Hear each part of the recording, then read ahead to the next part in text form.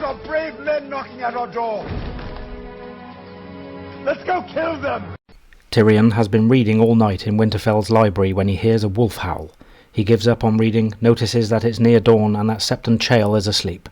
Tyrion wakes him and goes out to break his fast. As he leaves, Tyrion hears Sandor Clegane complaining about how long Bran Stark is taking to die. Prince Joffrey states that at least Bran is dying quietly, but the wolf's howling is disturbing his sleep. The Hound offers to go kill it, which Joffrey finds amusing, believing the Starks would not notice it missing. Tyrion notes that the Starks can count past 6, unlike some princes.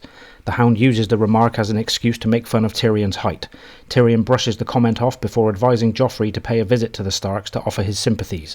When Joffrey asks what good it would do, Tyrion tells him that his absence has already been noticed.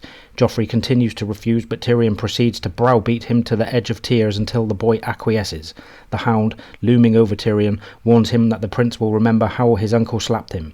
Tyrion responds that he hopes he does, and the Hound should be a good dog for reminding Joffrey if he forgets.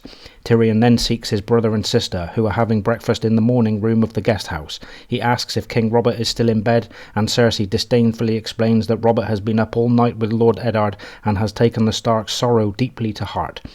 When Jaime adds that Robert has a big heart, Tyrion remembers during his childhood Jaime was the only person who ever showed him any affection or respect.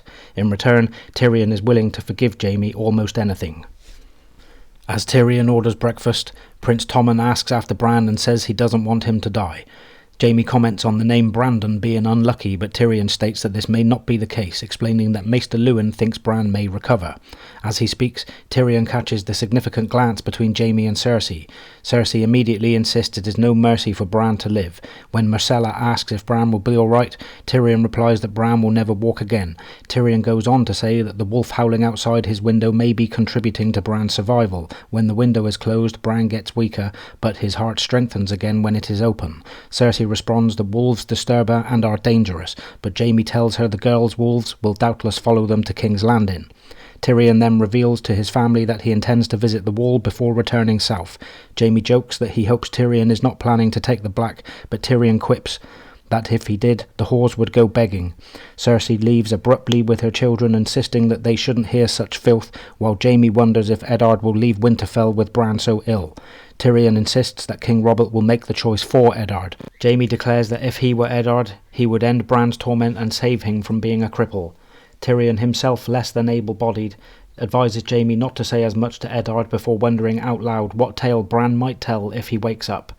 Jaime is not amused and wonders aloud about Tyrion's loyalty. Tyrion replies that Jaime knows how much he loves his family. I demand a trial by combat.